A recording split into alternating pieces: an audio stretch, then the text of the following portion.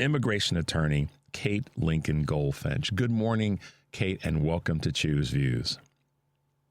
Hi, good morning. How you doing today? I'm good. I'm doing good. I've got you on the show, so my life is pretty good this morning, and it's always great to talk with you. It's always great to have you be part of the show and to help our listeners all over the country just understand the importance of having an immigration system that's working for all, and that's operating in a way that's not just prudent but and legally on point, but just morally on point.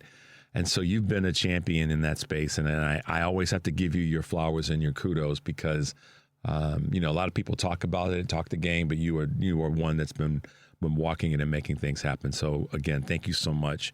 And our listeners, I got to tell you this, if I haven't told you this before, our listeners after the show, I get emails and text messages that just say, I didn't know that, I wasn't aware of that, and thanks to Kate for bringing those items to the table.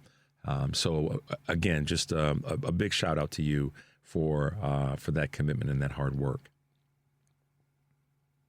Oh, thanks. You're one of my favorites. I always look forward to these. Cool. Well, listen, I don't know if it's right to say it this way, but it seems as though we've made some headway, and it's incremental as hell. Right here in Chicago and Cook County and the state of Illinois, it seems as though, and correct me if I'm wrong, or at least give us some better texture to this, that there's some adjustments that are taking place. What are you seeing in the real world when it comes to how ICE is performing, how ICE is being, kind of regulated by some judges, et cetera?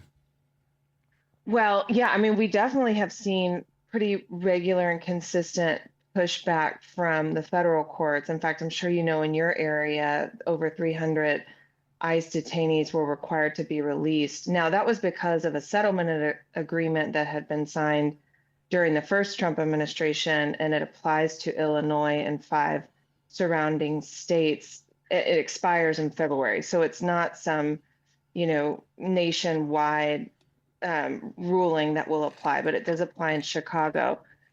But I think one of the things that has changed a lot is the public opinion around this stuff. And when we see the actions like what happened in Chicago, these helicopter raids, a lot of people are really starting to realize that what Trump campaigned on, this, going after the worst of the worst, isn't what's playing out in reality. And I get messages really regularly in my social media that say from people who say, I was supportive of this, and now my neighbor got picked up or my cousin got picked up, and I realized that they're not actually going after the criminals. So my anecdotal experience is that public opinion is shifting, but there have also been studies around this.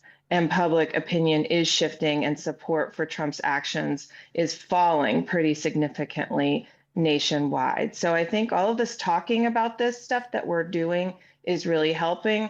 Now, it doesn't appear that CBP or ICE are intending to slow down on their actions yet.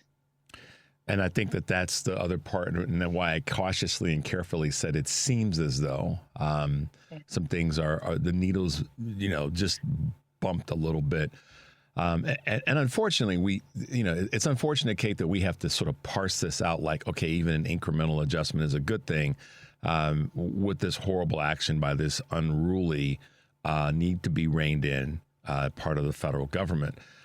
But we have to take the wins as we take the wins and continue to multiply and those and use that momentum. So I'm hoping that the public opinion, as well as the anecdotal, is important, because I think sometimes anecdotal keeps people aware of what's happening, but the public opinion part, the data that might be out there, seems to be reflecting what you just said. Yeah. Yeah, and I don't know how many people caught the interview with a guy named Gregory Bovino. He's the head of CBP or Border Patrol. It was actually, I don't recommend it, really frustrating interview on the New York Times Daily, because they didn't have any counter voices. I was so furious about it. But as it turns out, ICE isn't being aggressive enough in the eyes of the Trump administration. They're not arresting enough people. And so they've sent in this guy, Gregory Bovino and CBP to do these massive actions like the raids in Chicago. And he is planning to ramp up. And now they're headed to Charlotte, North Carolina next, and New Orleans. So I think we do need to keep our eyes on this. And, my advice to people listening who care about this stuff is not to turn your eyes away when you see these horrific, upsetting videos, that you actually share them and talk about them, because the more that we keep this front of mind for people and we're looking at these things and talking about them, the more the conversation expands, because it's tempting to be desensitized or to just turn off your feed or just scroll right past, because it's actually really painful to see this stuff. But we need to amplify the conversation around it the more of these actions that occur. Absolutely, Kate. You're listening to Chu's Views on WCPT AM 820 in Chicago, and of course WARR 1520 AM and 103.5 FM from Warren County, North Carolina. Speaking of North Carolina, I'm Richard Chu, and we're talking with attorney and immigration attorney, specifically Kate Lincoln-Goldfinch. Kate, this is my opinion and question kind of rolled into one. Chicago's built differently. Mayor Johnson said it a few weeks ago. We're just built differently here in Chicago. And I think that the way in which we've handled this, and the region at large, the county as well as the state, has been model's a wrong word, but certainly a little bit of an example of how other parts of the country can stand up for its people and stand up for all that represents that community. I'm wondering if, Louisiana and North Carolina have that same kind of, I don't know what I want to say other than just sort of will have that kind of effectiveness, or will they be more, meaning ICE, more hell-driven in those areas where they've got lesser resources, and in some cases, people that may let this happen. And that's not meant to sound awful, but it is a question, and I wonder to say, are they going to be able to be as strong as we've been so far here in Chicago and the state of Illinois? It's such a good question. And, I don't understand all the politics at play when CBP and ICE are picking where they go. But my guess is that there's not going to be the same level of local and state leadership bravery in those areas that we've seen in Chicago. I mean, just look at, Louisiana, North Carolina, the state level politics of that are not going to be the same pushback to these ICE actions. Now, locally, we might see that. I don't know the politics of New Orleans or Charlotte as well. But the other thing to consider is the federal court jurisdiction in which they sit. So Louisiana is in the Fifth Circuit, which I know well because I'm in Texas, which is also in the Fifth Circuit. And that's a pretty conservative anti-immigrant court historically. So the pushback, in litigation is not going to be as successful in those regions either. So, but on the other hand, I don't really understand what's drawing ICE and CBP to those locations, because typically they're going to go to places like Chicago or Los Angeles or Boston or New York that are being very loudly courageous about ICE stuff. So I don't know why they're going there, and we'll have to be watching it closely to see what happens, what the reaction is. But I think that this is just going to be an ongoing thing nationwide. We're just going to keep watching them go into new jurisdictions and see how it plays out in each area until, federal leadership changes hands overall. Yeah, I mean, I thought about that too. I was like, well, why go to Louisiana? I mean, but then again, I think about it and I go, because they won't get, and that's why that was the genesis of my question. Is like, they're going to go to areas now where there'll probably be less legal pushback and a justice system that's in place that leans in their favor if there is legal pushback. So they can just, kind of run rampant and do what they got to do. And that's an awful way to think about it. But I think if there is any calculus on their part, that's probably some of it. And, that just goes to show how craven they actually are. We'll go where there's no pushback, but then we can do what we want to do. It's crazy. It's truly crazy. So to that end, and as it relates to the court system right now, you said it earlier, and I guess I kind of, wanted to ask a question and make a statement. Are you feeling overall that the court systems are, and I say systems because we know that they're different in different jurisdictions, are holding up for the most part at large when it comes to Trump? And I know we talk about immigration when we talk with you, but I know more broadly as an attorney, how do you feel the court systems are holding up when it comes to Trump, the executive orders, the tariffs? I mean, the Supreme Court's looking at a few things right now. What's when you lean back, with that glass of wine and that moment of trying to get yourself recharged, what are you thinking there? I give the federal courts just a barely passing grade overall, because, I mean, if we didn't have the courts in place blocking or certifying classes, I mean, we've got such an authoritarian regime that we would have a full-fledged dictatorship without some of the pushback from the courts. On the other hand, they're not doing enough. Absolutely. I mean, the Supreme Court allowed racial profiling. Yeah. They told ICE it's okay to use someone's race, their language, their accent, the type of job that they do when you decide who to detain. And in the same interview with this guy, Gregory Bovino, he took that as a blank check and said, we can use all that stuff. And they've detained, in this year alone, over 170 U.S. citizens by immigration for suspicion of immigration status. And these people have been, beaten and interrogated and held for days. And that was allowed by the courts. And so, I mean, temporarily, we'll see what happens on the merits. We'll see what happens with the tariffs. But here and there, we have, courts ordering Guatemalan children off the plane, bringing back Kilmar Abrego Garcia, ordering people released on habeas, in Chicago. So there's thises and that's that are stopping the creep into full-fledged authoritarianism, but it is not enough whatsoever. I think hopefully the American people can push back in the midterms if the elections don't just get fully rigged. I think that's what we're all scared about right now, is like, are we even going to have free and fair elections in 2026? And you saw that Jasmine Crockett said that she wants to make sure that we don't use Dominion counting machines because of a partner of Trump that's heavily invested in those machines. So people pay attention to that stuff. I mean, did you hear about that? Were you aware of that at all? I didn't. But I mean, yeah, just add that to the laundry list of election concerns that we have. I mean, look what happened in Texas with the redistricting there. It's brazen. Yeah, now the Justice Department is going to sue California for what the voters said they wanted, where in Texas, the voters didn't say they wanted that. The governor said we're going to do it, and the Republicans in the state legislature said they're going to do it, but there's no lawsuit coming that way. This is craziness.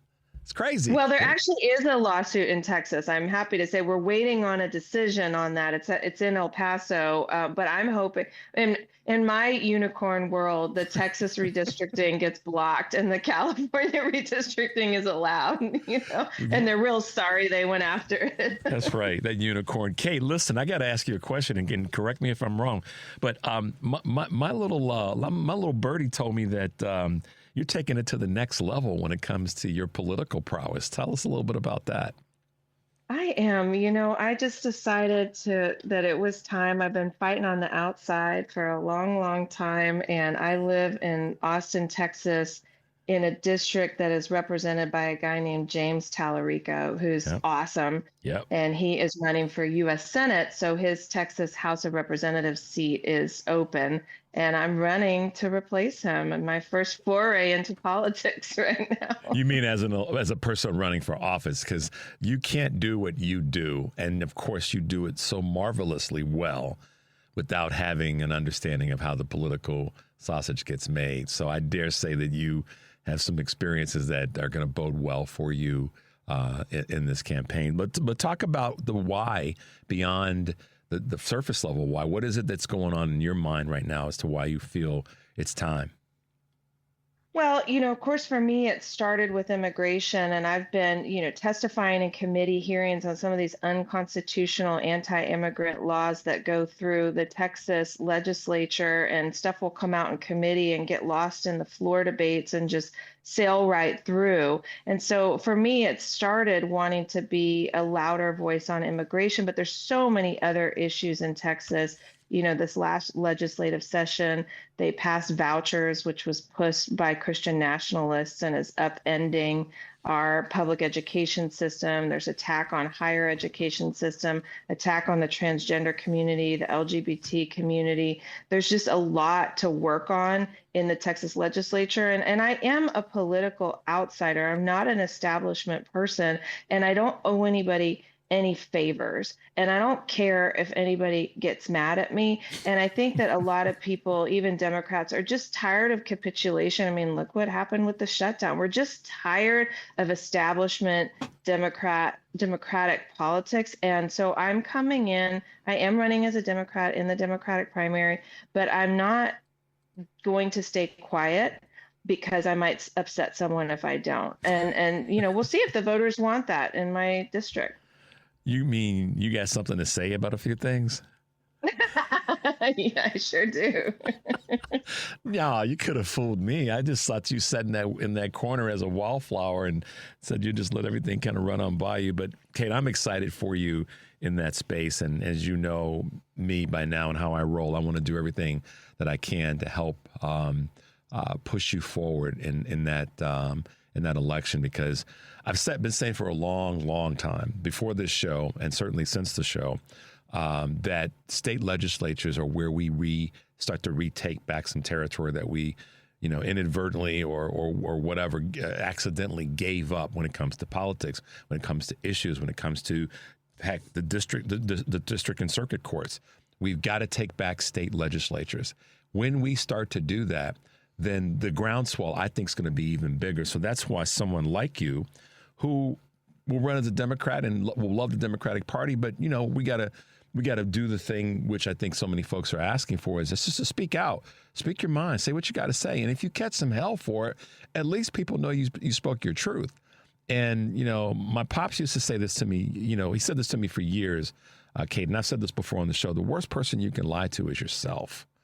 And so not owning your own, passion, not owning your own beliefs is the first lie that you shouldn't tell to yourself. And I think that that's what a lot of folks who won a week and a half ago throughout the country really, really, really the voters bought into that, because they could tell it was real. They could tell that the candidates running were like, no, I'm not that person. I'm not that guy. I'm not that gal. And people said, I'm going to show up for you. I'm going to vote for you. And I hope that's obviously part of your energy as we go forward with this election. Thank you. Yeah, I mean, I think we're all pretty tired of politics as usual and see where it's gotten us. So I think a little dust up is in order. And yeah, people getting in there who are just being themselves, and speaking their minds, and they show up with a platform and opinions. Actually, I thought I wanted to go into politics about 20 years ago. I started working on campaigns, and a series of candidates came into our office, and they would say, okay, I want to get elected. Now tell me what my platform needs to be in order for that to occur. And I was so disillusioned by that as a young person that I left politics. And I think that's, and I mean, not, of course, not everybody, but we've seen a lot of that in politics, in all sides of politics. And I think what we're starting to see now with so many young people getting involved, not that I'm not a youngster, but I'm certainly not. That's a relative statement. You know that, right? Well, it is for anybody, I suppose. Right. So I think just people getting in who are willing to speak their mind is going to create a change, and that is what is in order. So I'm happy to be a part of it. It's a wild ride, I'll tell you. Well, you got a bus. I mean, so let's start there. You got a bus, and people are going to know who you are.